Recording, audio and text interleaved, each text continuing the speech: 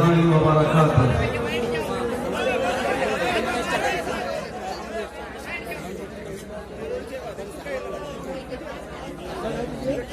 تھوڑا آپ لوگ بھی کمپرومائز کیجیے.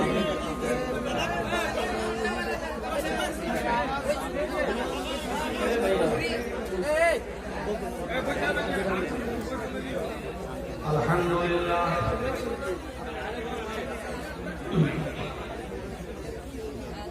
الحمدللہ نحمده ونستعینه ونستغفره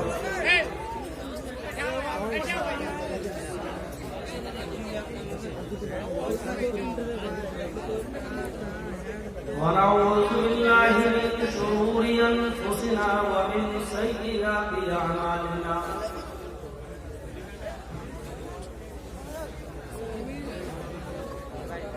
من يهده الله فلا مضل له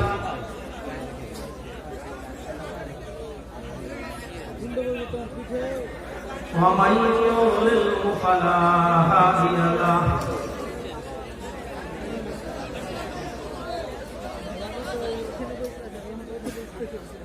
وأشهد أن لا إله إلا الله وحده لا شريك له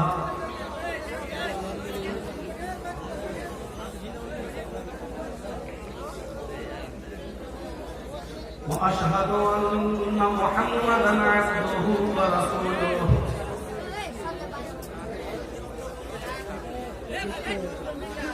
أما بعد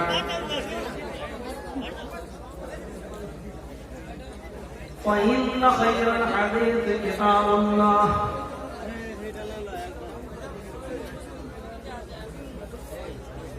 وخير الهدي هدي محمد صلى الله عليه وسلم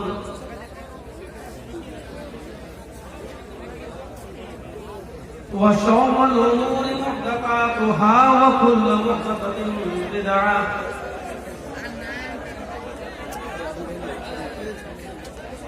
وكل بدعة ضلالة وكل ضلالة في النار.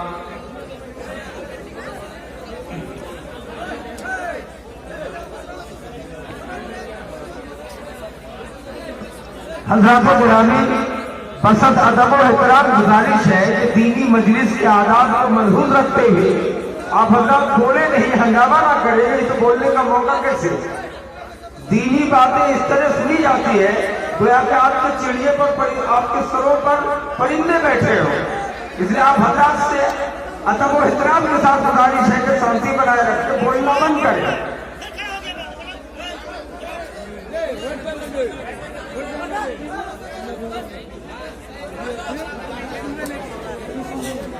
أعوذ بالله من الشيطان الرجيم. بسم الله الرحمن الرحيم.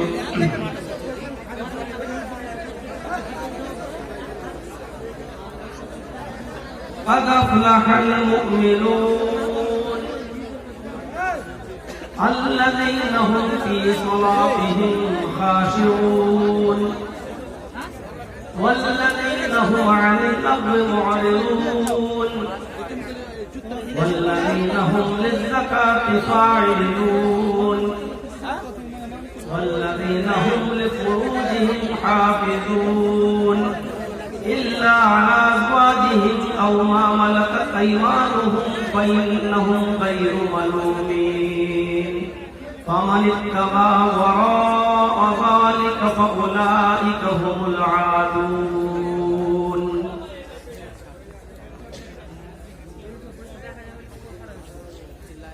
رب اشرح لي صدري ويسر لي أمري واحلل عقدة من لساني يفقهوا قولي.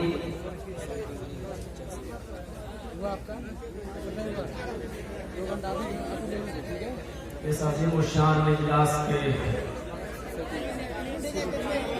صدر محترم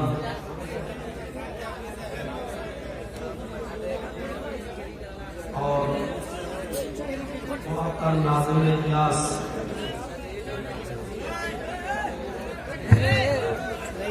اور اس دیش پر بیٹھے ہوئے دیگر معزز علماء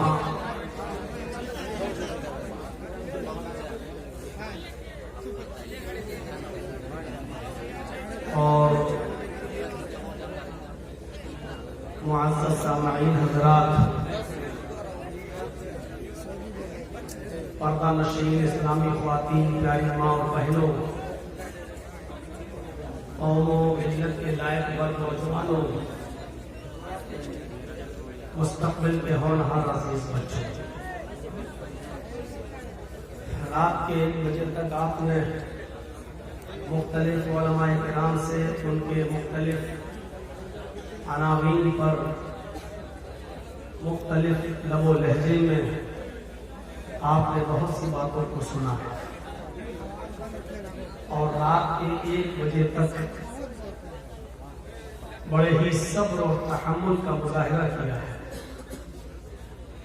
جس طرح آپ رات کے 1 بجے تک صبر و سکون کے ساتھ بیٹھے تھے، میری گزارش ہے آپ سے کہ تھوڑی دیر کے لیے آپ مجھے بھی برداشت کریں، صبر و سکون کا مظاہرہ کریں، میری آواز آپ تک پہنچے گی۔ کم سے کم یہ سوچ لیں کہ یہ اجلاس ہے اور کسی قوال کا قوالی نہیں ہے، اور اس اجلاس کے اندر اسٹیج پر جتنے علماء بلائے گئے ہیں یہ ڈانس دکھانے نہیں آئے ہیں، گانا گانے نہیں آئے ہیں، یہ آپ کو کتاب و سنت کی باتیں بتانے کے لیے آئے ہیں۔ کم سے کم اس بات کا لحاظ رکھیں کہ قرآن و حدیث کی تعلیم ایسے شور و شرابے کے بالکل خلاف ہے جو ہم کر رہے ہیں۔ جو لوگ کھڑے ہیں ان سے گزارش ہے کہ بیٹھ جائیں تاکہ ان کے پیچھے جو لوگ بیٹھے ہوئے ہیں ان کو بھی دقت نہ ہو۔ قرآن کریم اگر ہم پڑھیں اور حدیث کا اگر عمیق نظروں سے مطالعہ کریں تو پوری زندگی آپ پورے قرآن و حدیث کے اندر آداب ہی آداب آپ کو سکھلائے جائیں گے۔ کھانے کے آداب کیا ہیں، پینے کے آداب کیا ہیں، چلنے کے آداب کیا ہیں، بیٹھنے کے آداب کیا ہیں، شادی اور بیاہ کے آداب کیا ہیں، نماز پڑھنے کے آداب کیا ہیں، ملاقات کرنے کے آداب کیا ہیں، ایک دوسرے سے جب آپ ملیں تو کیا ادب ہونا چاہیے، اسی طریقے سے جلسے کے آداب کیا ہیں، اور سننے کے آداب کیا ہیں، سنانے کے آداب کیا ہیں، پوری اللہ کی کتاب قرآن کریم اور نبی اکرم کے پورے فرمان اس سے بھرے تھے۔ میں سمجھتا ہوں کہ اس ٹاپک پر بولنے کی ضرورت ہے۔ ہم اور آپ مسلمان ہیں، کوشش کریں کہ ہم ایک اچھے مومن بن کر، ایک اچھے مسلمان بن کر لوگوں کے سامنے اپنے آپ کو پیش کریں۔ گورنمنٹ کی ووٹر لسٹ میں آپ مسلمان ہیں، اس میں کوئی شک نہیں ہے۔ گوشت کھاتے ہیں یہ بھی میں جانتا ہوں، لیکن قرآن و حدیث ہمیں کیسا مسلمان چاہتی ہے، اور ایک مومن کے اوصاف، ایک مومن کی صفت، ایک مسلمان کی کیفیت کیا ہونی چاہیے، یہ اپنے اندر پیدا کرنے کی ضرورت ہے۔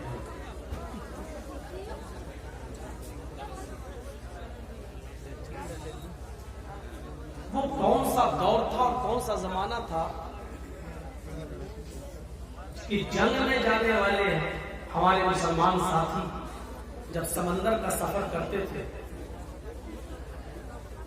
اور کسی ایک مسلمان کا مٹی کا پیالہ جس میں وہ کھانا کھاتا تھا وہ دھوکے سے سمندر میں گر جاتا ہے اور یہ چیختا ہے کہ میرا پیالہ، اور سارے مسلمان اپنی کشتی سے جمپ لگا دیا کرتے تھے اس ایک مسلمان آدمی کے مٹی کے پیالے کو ڈھونڈنے کے لیے سمندر میں غوطہ لگا دیا کرتے تھے اور وہ پیالہ ڈھونڈ کر نکال کر لاتے تھے اور تیرتے ہوئے پھر کشتی میں بیٹھ جاتے تھے۔ اور اس چیز کو دیکھ کر دشمن قوم، دشمنوں کی فوج یہ سوچنے پر مجبور ہو جاتی تھی کہ یہ وہ مسلمان ہیں جو مٹی کا ایک پیالہ اپنے بھائی کا سمندر میں بیکار نہیں جانے دیتے. اگر میں نے ان کی یونٹی میں، ان کے اتفاق میں، اتحاد میں اگر ہم نے کچھ کمی کر دی اور کسی ایک مسلمان